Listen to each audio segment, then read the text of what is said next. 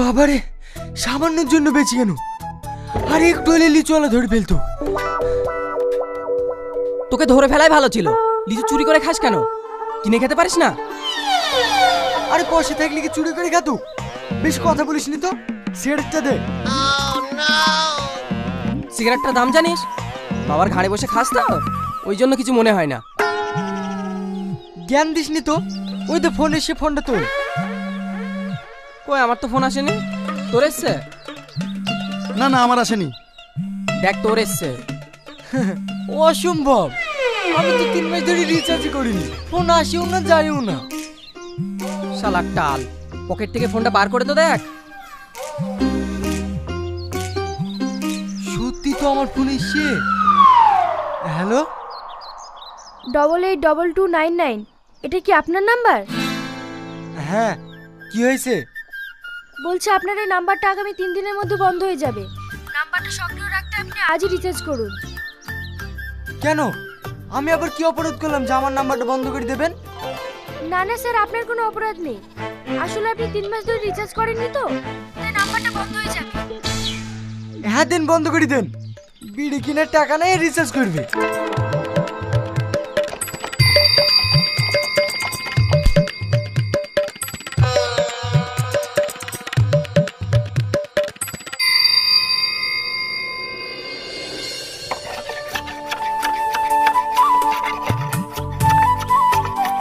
মা, তাড়াতাড়ি খেতে দাও। ওই দেখো মহারাজ এসছে। যা আকবুল ভাতটা খোলো, 4টি গিলুক। আব্বা, রাজা মহারাজাটা কি সব আমার মতো ছিল? তোর কি লজ্জা লাগে না? আমি সারাদিন মাঠে কষ্ট করে খেটে আসছি, আর উনি পাড়ায় পাড়ায় ড্যাং ড্যাং করে ঘুরে বেড়াচ্ছে। ওই লালু ছেলেকে দেখ গা, কিভাবে বাপের সাথে মাঠে খাচ্ছে আর বছরে বছরে জমি কিনছে। বকো না তো, ছেলেটা একটু চারটে খেতে দাও। আয় বাবু, খেয়ে নে। সব কিছু হচ্ছে তোমার লেগে। খাবারটা যে কোত্থেকে আসছে সেটুকু খোঁজও রাখে না। চ বাবু।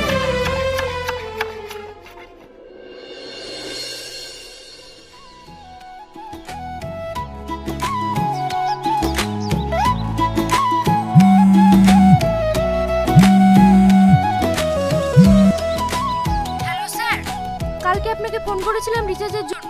আপনি এখনো পর্যন্ত রিচার্জ করেননি কেন? আপনাকে আমি কতবার করে বলবো, আমি কাজকর্ম করিনি, কাজ টাকা পয়সা নেই। আর এমনিতেও আমি কাউকে ফোন করিনি, আর আমাকে ফোন করার মতো কেউ নেই। দেন, সিম বন্ধ করে দেন। সত্যি কি আপনাকে ফোন করার মতো কেউ নেই? না, নেই। আমার বন্ধু বান্ধব, গার্লফ্রেন্ড বয়ফ্রেন্ড কেউ নেই। তোমার যদি অতই দরদ লাগে, তুমি রিচার্জটা করে দাও না। কত সব। মেয়েটা কে রে বাবু? ইয়ার এক জ্বালা, আমি কি করে বলবো কে? দাও, ঝোল দাও।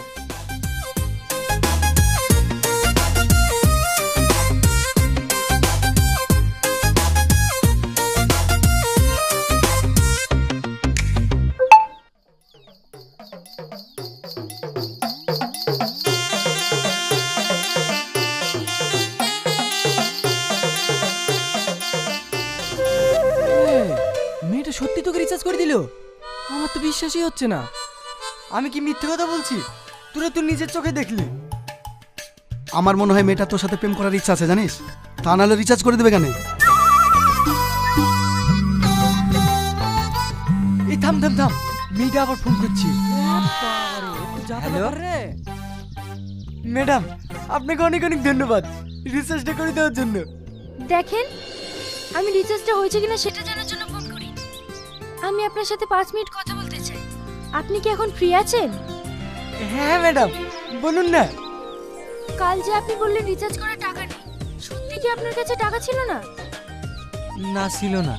কেন? মানে আমি কাজকাম করিনি, সারাদিনই ঘুরে বেড়াই, টাকা কোথায় পাবো? বেকার ঘুরে বেড়ান কেন? কোনো কাজ করতে পারেন না? ও কাজ টাজ করতে ভালো লাগে না। আপনার বাবা খেটে খাচ্ছে বলে আপনার কিছু মনে হচ্ছে না। আপনি যদি আমার জায়গায় থাকতেন তাহলে বুঝতে পারতেন। আপনার জায়গায় থাকলে তো আমি রিল্যাক্স করে বেড়াতাম। আপনি তো কোটিপতি। আপনি ভুল ভাবছেন। আমি একটা গরিব ঘরের মেয়ে। মাটা অনেকদিন আগেই মারা গেছে। বাড়িতে বাবা অসুস্থ। সংসারের সমস্ত দায়িত্বই আমার কাঁধে। সারা মাস কাজ করি, মাত্র 8,000 টাকা মাইনে পাই। তার মধ্যে 5,000 টাকায় বাবার ওষুধ কিনতে চলে যায়। তাহলে আপনিই বলুন, আমি একজন মেয়ে হয়ে যদি এত কষ্ট করে সংসার চালাতে পারি, তাহলে আপনি একজন ছেলে হয়ে কেন পারবেন না? কি হলো, চুপ করে আছেন যে? না না, আমি শুনছি। একটা কথা মনে রাখবেন, টাকা ছাড়া এই দুনিয়াতে মানুষের কোনো সম্মান নেই।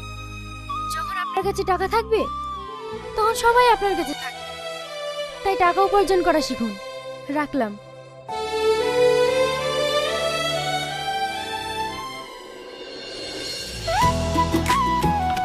দাঁড়ান দাঁড়ান, চলে এসছি।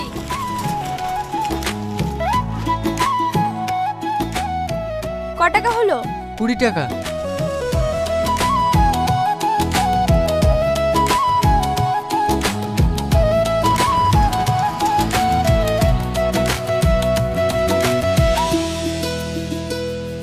তুই নাকি একবার ফোন করি।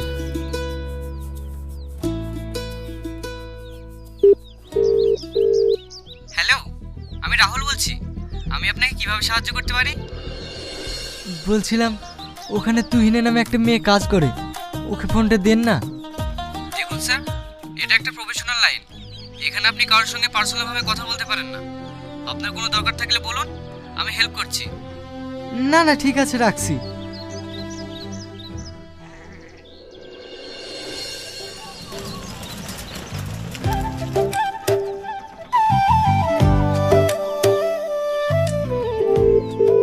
হ্যালো, বিশ্বজিৎ বলছি। বলুন, আপনাকে আমি কিভাবে হেল্প করতে পারি?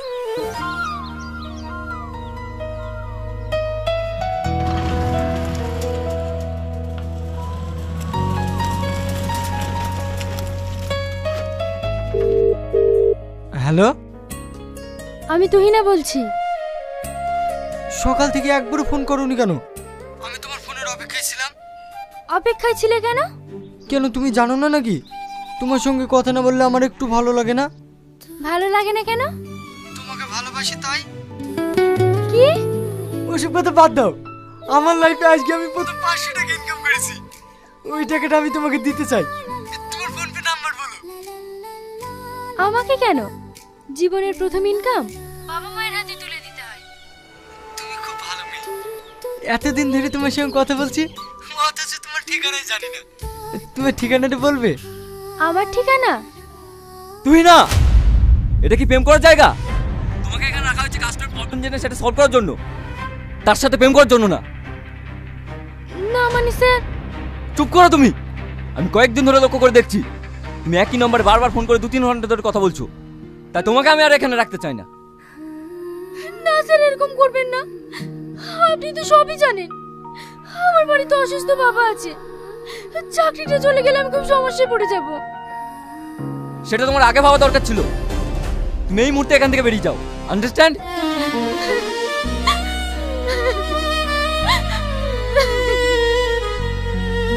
কাজটা হয়েছে?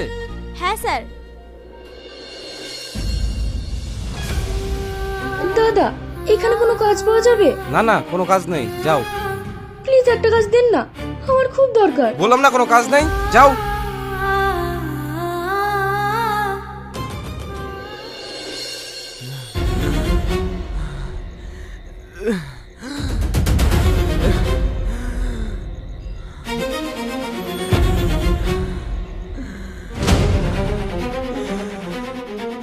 আব্বা, আব্বা, আব্বা, তোমার খুব কষ্ট হচ্ছে আব্বা? খুব কষ্ট হচ্ছে বন্ধু। জিনাতলা ওষুধটাতে আমি এক্ষুনি সুস্থ হয়ে যাবো। আব্বা, ওষুধ তো পড়ে গেছে। মরে গেছে।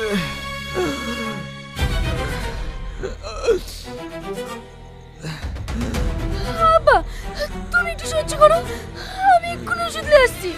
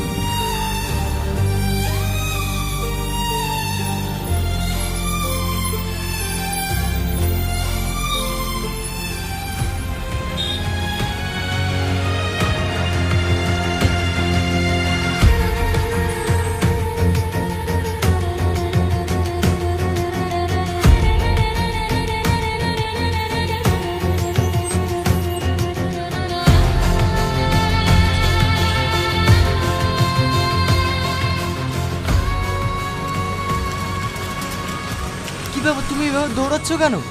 কোথাও কি যাবে? আমাকে একটু ফার্মেসিতে পৌঁছে দিন না, আমার আব্বার অবস্থা খুব খারাপ। ঠিক আছে, তাড়াতাড়ি উঠো।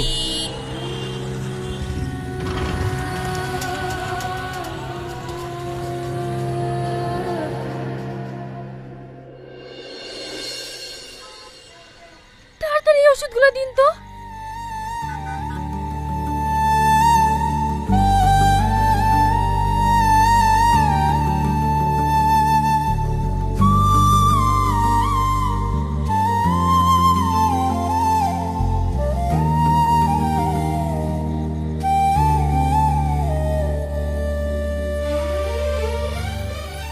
আপনার 950 টাকা হলো।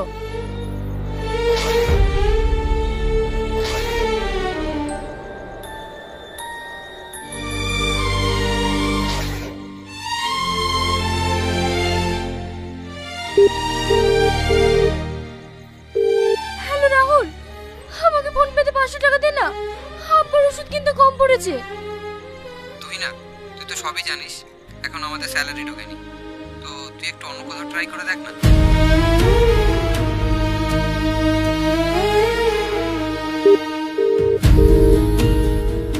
হ্যালো পূজা, আমাকে 500 টাকা দে না, আমার ভীষণ দরকার। তোর ফোন তুলতেই আমার ভয় লাগে, ফোন করলেই শুধু টাকা আর টাকা। রাখ ফোন।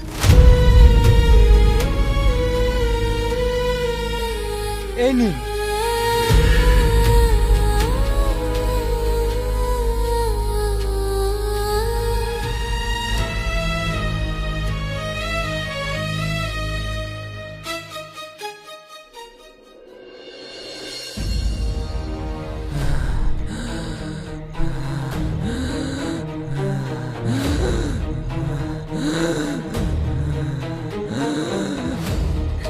আব্বা, এই তো ওষুধ নিয়ে চলে এসেছি।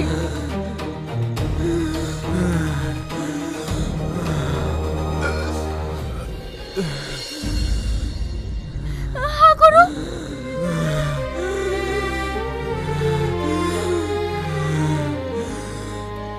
তোমার আব্বার তো অবস্থা খুবই খারাপ, এখানে রাখা যাবে না, এখানে রাখলে বিপদ হয়ে যেতে পারে। তাড়াতাড়ি হসপিটাল নিয়ে চলো। তাহলে একটু ধরেন।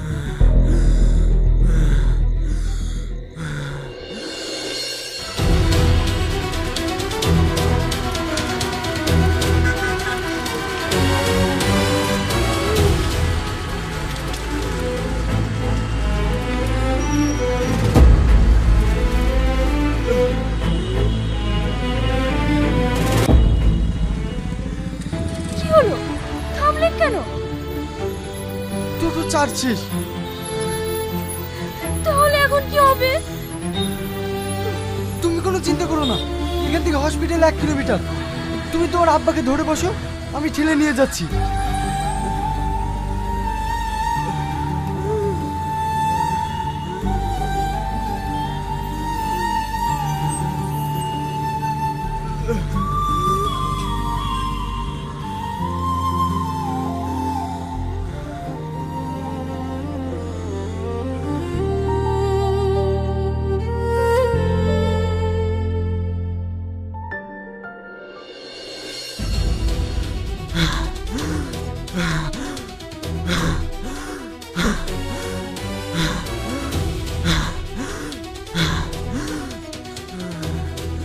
ডাক্তার বাবু, এইদিকে ইঞ্জেকশন নিয়ে চলে এসেছি।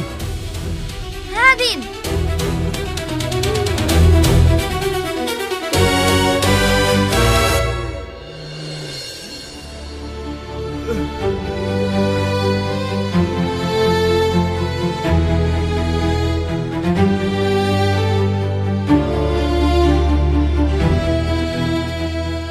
আপনারা 10 মিনিট অপেক্ষা করুন, তারপর দেখছি কি হয়।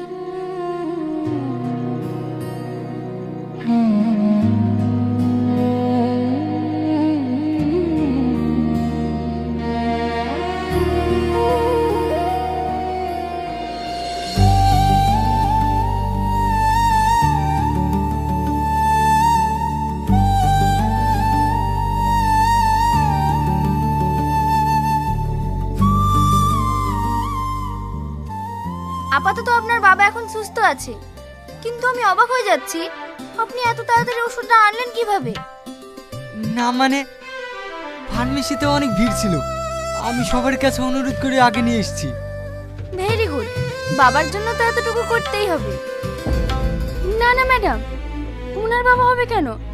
উনি তো টুকটুকি চালক, উনি আমাকে সব দিক থেকে হেল্প করেছে। ভেরি গুড, আপনারা থাকুন, আমি রাউন্ডে যাব। আপনাকে যে কি বলে ধন্যবাদ দেব আমি বুঝতে পারছি না। না না, ধন্যবাদ দিতে হবে না, অসহায় মানুষের পাশে দাঁড়ানো তো মানুষের কর্তব্য। তুমি তাহলে তোমার আব্বার কাছে থাকো, আমি আসছি। বলছিলাম আপনার ফোন পে নাম্বারটা দিয়ে যান, আমি আপনার ভাড়া আর ওই ওষুধের দামে টাকাটা পাঠিয়ে দেব। না না, আমি জানি এই মুহূর্তে তোমার কাছে টাকা নেই, তোমার কাছে যখন টাকা হবে আমি নিজে চেয়ে নেব। আর এই টাকাটা রাখো, তোমার আব্বার ওষুধ কিনতে লাগবে। বলছি আপনার নামটা? আমার নাম? হ্যাঁ মা, আমি একটু হসপিটালে আছি। না না, আমার কিছু হয়নি, আমি বাড়ি গিয়ে সব বলছি। আচ্ছা ঠিক আছে ঠিক আছে।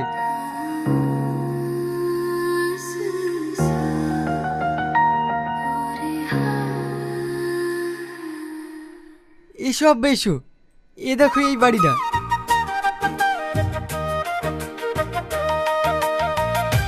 আপনি আসুন আসুন। ওনাদেরকে তো ঠিক চিনতে পারলাম না। ইনার আমার আব্বা মা, এই রাস্তা দিয়ে যাচ্ছিলাম, তোমার আব্বার কথা বলতে আব্বা মা দেখতে চাইলো, তাই নিয়ে চলে আসলাম। খুব ভালো করেছেন, আসুন ঘরে এসে বসুন।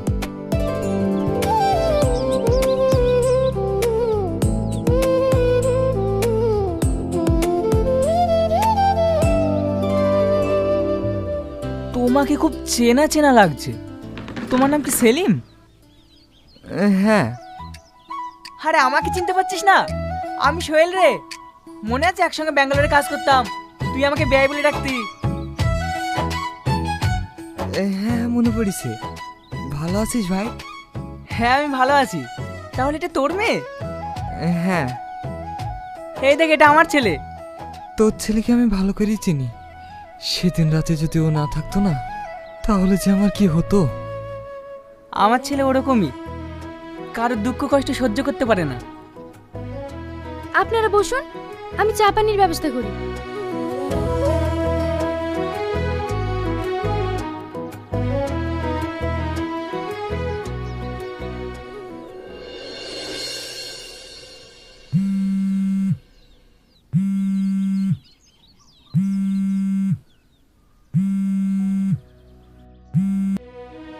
হ্যালো। হ্যাঁ বলো। বলছি, বলতেও কেমন লাগছে, তোমার কাছে কিছু টাকা হবে? বাড়িতে আত্মীয় এসেছে, একটা টাকাও নেই। হ্যাঁ আমি এক্ষুনি টাকা পাঠাচ্ছি। বলছি সেলিম, তুইও আমাকে বেয়াই বলে ডাকতে, আমিও তোকে বেয়াই বলে ডাকতাম। তোর মেয়েকে আমার খুব পছন্দ হয়েছে। যদি তোর কোনো আপত্তি না থাকে, তোর মেয়েকে আমার বাড়ির বৌমা বানাতে চাই। আরে আপত্তি কেন হবে রে? আমার মেয়ে যে তোর বাড়ির বউ হবে, সেটা তো আমার মেয়ের সৌভাগ্য। মেয়েটাকে নিয়ে খুব দুশ্চিন্তায় ছিলাম রে। ছোটবেলায় মাকে হারিয়েছে, আর আমিও হার্টের রোগী। আজ আছি কাল নাই। আজকের এই সুখের দিনে দুঃখের কথা বলবেন না ভাই। আপনার মেয়েকে আমি নিজের মেয়ের মতন করেই রাখবো। কি নিয়ে আলোচনা করছো মা? তোর বিয়ের ব্যাপারে। এই ভাইয়ের মেয়েকে আমাদের খুব পছন্দ হয়েছে, তাই ওর সাথে তোর বিয়ে ঠিক করলাম। তাহলে ভাই, শুভ কাজে আর দেরি করতে চাইনি, 10 দিনের মধ্যে তোর বিয়েটা সেরে ফেলতে চাই।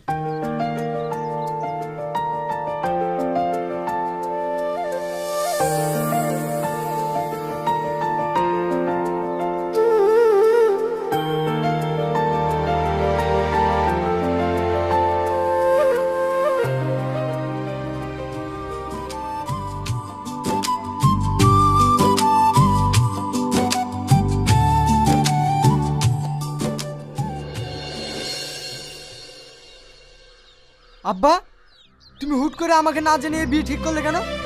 আমি বিয়ে করতে পারবো না।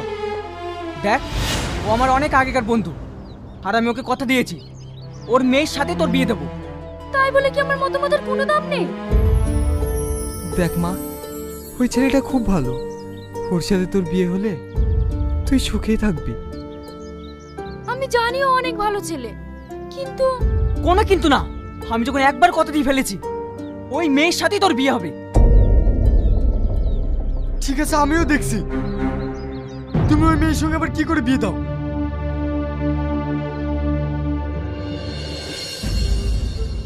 আমি আজকেই তোমার সঙ্গে দেখা করতে চাই। আমার আম্মু অন্য একটা ছেলের সঙ্গে আমার বিয়ে ঠিক করেছে। হ্যাঁ, আমারও তো সেই একই কেস। আমার আব্বাও তো তার বন্ধুর মেয়ের সঙ্গে আমার বিয়ে ঠিক করেছে। তাহলে এখন কি হবে? চলো আজকে আমার এই রেজিস্ট্রি বিয়েটা করে ফেলি, তাহলে তো আমাদের আর অন্য জায়গায় বিয়ে দিতে পারছি না। কিন্তু কোনো কিন্তু না, আমি বহরমপুর রেজিস্ট্রি অফিসের সামনে দাঁড়িয়ে থাকবো, তুমি বিকাল 4টের সময় চলে আসবা। ঠিক আছে।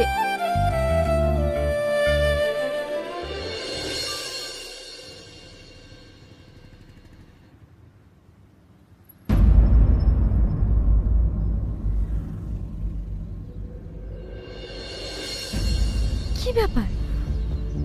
ওই ছেলেটা এখানে কেন? আর আমাকে দেখে লুকালোই বা কেন? ও নিশ্চয়ই আব্বা ওকে পাঠিয়েছে আমাকে গার্ড দেওয়ার জন্য। কি ব্যাপার, এই মেয়েটা এখানে? তাহলে কি আব্বা পিছু নিতে বলেছে? কি করবো এখন?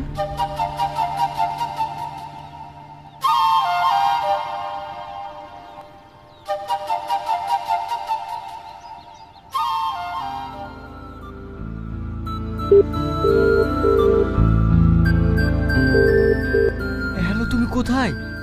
আমি তো রেজিস্ট্রি অফিসের একটু সাইডে আছি। খবরতে তুমি রেজিস্ট্রি অফিসের সামনে আসবে না।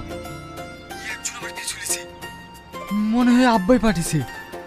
আমার আব্বা একজনকে পাঠিয়েছে, তাহলে কোনো উপায়? তুমি বাড়ি চলে যাও, আমি তোমাদের বাড়ি আসছি। তোমার আব্বাকে ভালোভাবে বোঝাবো, যদি না শুনে তোমার আব্বার পাও ধরবো। ঠিক আছে।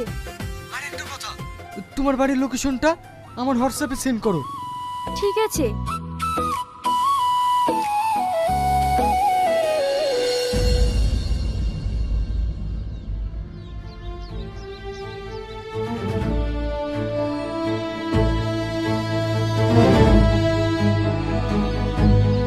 ঘুরে ফিরে একই জায়গায় কেন পাঠাচ্ছে?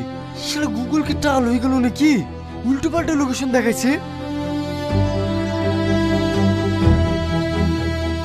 কি ব্যাপার, আপনি বাইরে দাঁড়িয়ে আছেন কেন? আপনার বাবা মাও তো এসেছে, ভিতরে আসুন। আব্বা মা কি জন্য এসছে? আপনার আর আমার বিয়েটা ক্যান্সেল করতে এসেছে। ও, ঠিক আছে, আমি আসছি। কি লোকেশন যে পাঠায়। হ্যালো, তুমি কোথায় আছো?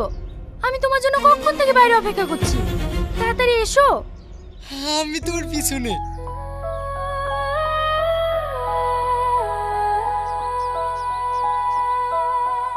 রিয়াজ, তুই না?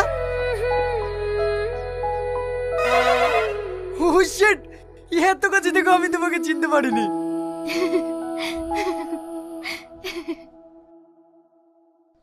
দেখ সেলিম, এখনকার যা ছেলে মেয়ে, তাদের অমেতে আমরা কিছুতেই বিয়ে দিতে পারবো না।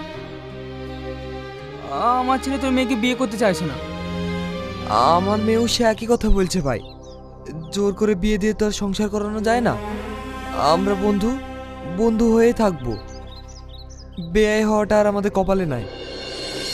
আচ্ছা আব্বা, আমি রিয়াজকেই বিয়ে করব। হ্যাঁ আব্বা, আমি তুহিনাকেই বিয়ে করব। তুই যে বললি একটা মেয়েকে ভালোবাসিস, তাকে ছাড়া তুই অন্য কাউকে বিয়েই করবি না। আরে আব্বা, আমি ফোনে যে মেয়েটার সঙ্গে প্রেম করতাম, এই তো সেই মেয়ে। এসব তুই কি বলছিস? তোর কথা শুনে তো আমার মাথা ব্যথা গুলিয়ে যাচ্ছে।